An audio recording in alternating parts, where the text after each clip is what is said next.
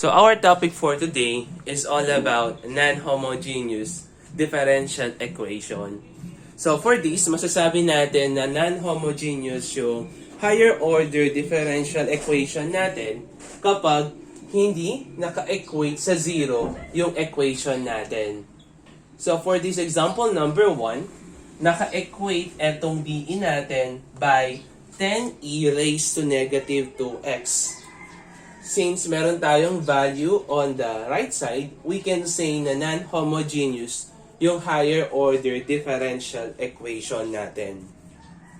So for us to determine yung equation natin or yung general solution natin sa non-homogeneous, gagamitin natin yung methods of undetermined coefficient. So comparing to the homogeneous equation, mas madali yung mga solution natin doon compared to this one. Meron lang tayong konting mga rules na ipa-follow natin sa pagsosolve ng general solution of a non-homogeneous DE. Siyempre, gagawin natin is we have y double prime, that is d squared y over dx squared minus for the y prime is dy over dx plus 3y is equals to 10e raised to negative 2x. Then gagawin natin is papalitan lang natin ng differential operators etong mga d natin. So for this, gagawin lang natin itong capital D. So magiging d squared y. So ito yung mga differential operators natin which is denoted by d. Tapos negative 4 capital D kasi nga dy over dx plus 3y is equals to 10 e raised to negative 2x. Then gagawin natin is yung mga differential operators natin, gagawin natin siyang auxiliary equation. For that to happen, gagawin natin is etong y natin, since it is a common factor, so ilalabas natin siya. So d squared minus 4d plus 3. So ilalabas natin yung common factor natin na y is equals to 10e raised to negative 2x. Then, etong d natin, gagawin natin siyang auxiliary equation. So, you will have m squared minus 4m plus 3 is equals to 0.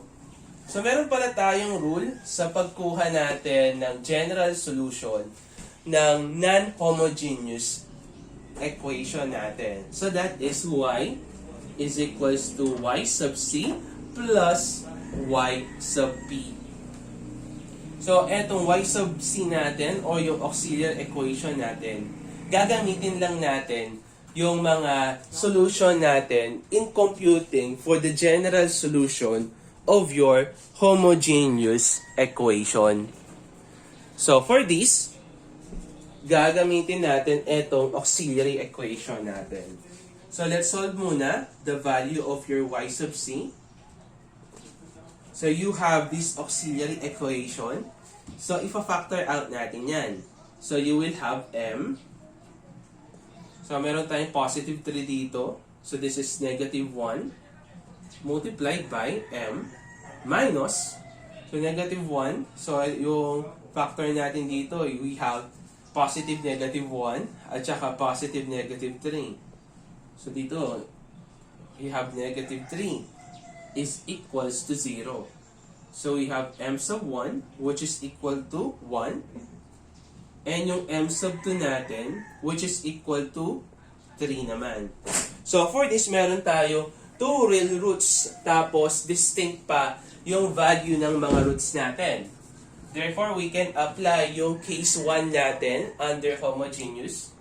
So, y sub c is equals to, so c sub 1 e raised to yung nakuha nating mga roots 1x kaya x na lang plus c sub 2 e raised to yung exponent natin na 3, tapos papartneran lang natin siya ng x. Then, kunin naman natin yung value ng y sub p natin. So, nakuha na natin yung value ng y sub c o yung complementary equation natin. Next naman is kunin naman natin yung value ng y sub p. Sir, paano natin kinukuha yung y sub p? So, in computing for your y sub p, titingnan lang natin yung nasa right side ng equation natin. So, for this, kung mapapansin ninyo, meron tayong value which is equal to negative 2x. Since meron tayong negative 2 dito, meaning to say, yung roots natin dito sa right side is 2. Kasi kung matatandaan natin, nire-raise lang natin sa e, nalagay lang natin sa exponent ng e yung mga roots natin for a certain equation. So dito, gagawin lang natin dito since kapag meron tayong exponential, just copy yung exponential natin. Tapos, lalagay lang tayo dito ng constant. Okay? So lagi tayo merong constant dito sa y sub p natin. So for exponential, na nandito sa right side ng equation natin, ilalagay lang natin yung e raised to negative 2x natin. Ganun lagi yung pattern natin. And then, ilalagay natin yung variable a natin. So, pwedeng any variable yung ilagay natin. Pwedeng variable b, variable c, pero for uniformity na lang, let's stick with variable a na lang. And then, after computing for the value or after obtaining the value of your y sub p, gagawin lang natin dito is kukunin natin yung first derivative niya. So, yung first derivative ng y sub p natin, you have, so ito niya, du. So, du nito, we have u na negative 2. So, this is equal to negative 2 a e raised to negative 2x. Then, yung second derivative naman, so you will have negative 2 multiplied by negative 2. So, you will have 4 a e raised to negative 2x. So, after natin makuha yung first derivative and second derivative, kasi nga kung babalikan natin yung equation natin, hanggang second derivative tayo dito. Kung hanggang third derivative yung nasa equation natin, so hanggang third derivative yung pagsosolve natin. So kung hanggang third derivative tayo, hanggang third derivative tayo dito sa y sub p natin. So, next step natin nun in computing for our general solution is we will substitute y sub p to y. So dito sa natin, equation natin, gagawin lang natin is we have d squared minus 4d plus 3 multiplied by, instead of y, substitute natin si y sub p is equals to 10 e raised to negative 2x.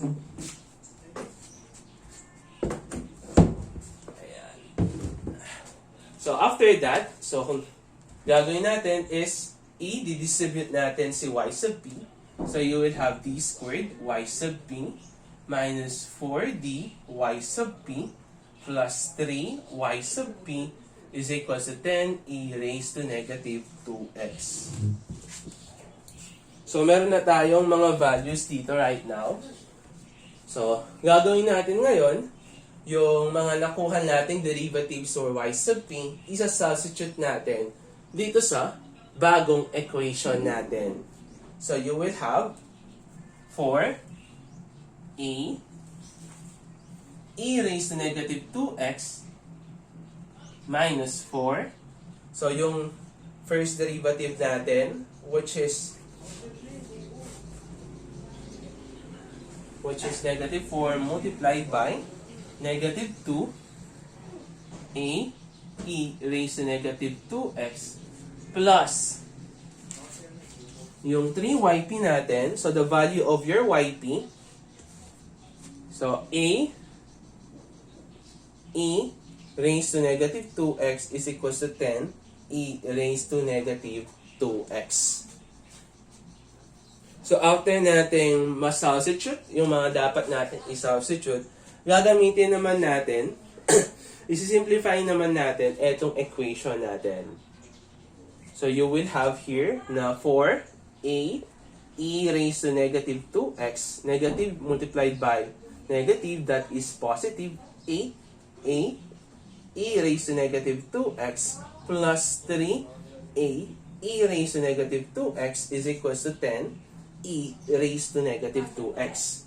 So, kung mapapansin natin, pare-parehas naman na merong value ng e raised to negative 2x yung buong equation natin. So, aalisin na natin yan.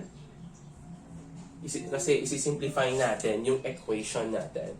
So, you will have 4a plus 8a, that is 12, plus 3, that is 15a, is equals to 10. So, a is equals to 2/3. So, meron na tayong value ng a natin. Therefore, we can now proceed dito sa natin, pagkuha ng general solution. Y is equals to y sub c plus y sub b. So, y is equals to, so, write lang natin yung y sub c natin, which is c sub 1 e raised to x plus c sub 2 e raised to 3x plus yung y sub p natin. So, yung y sub p natin, eto yan. So, we have a undetermined. Ito yung tinatawag natin undetermined coefficient. Diba? So, etong undetermined coefficient natin na a, yun yung sinosolve natin na value. So, for this, the value of our undetermined coefficient is 2/3. So, e raised to negative 2x. So, therefore, eto na ngayon yung general solution natin. So, if we will repeat the process, so una is we're going to base our formula here. Yung general solution natin. Kukunin natin yung auxiliary equation natin, tapos kukunin natin yung complementary solution natin na y sub p, y sub c. So, etong y sub c na to, that can be